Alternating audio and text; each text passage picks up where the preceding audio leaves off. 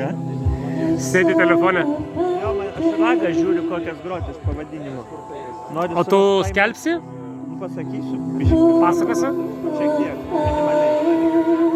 Na, koks gražus Adariel Pop.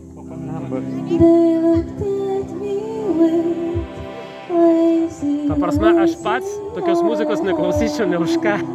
Jeigu kažkur internete suraščiau per radiją.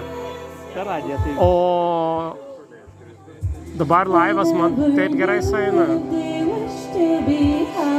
Nu yra, žinai, daug muzikos,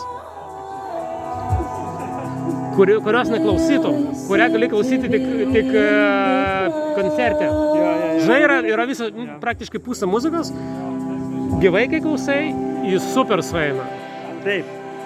O tipo, jeigu per radiją išgirstum, ar ten, žinai, YouTube, tai ne. Nes specialiai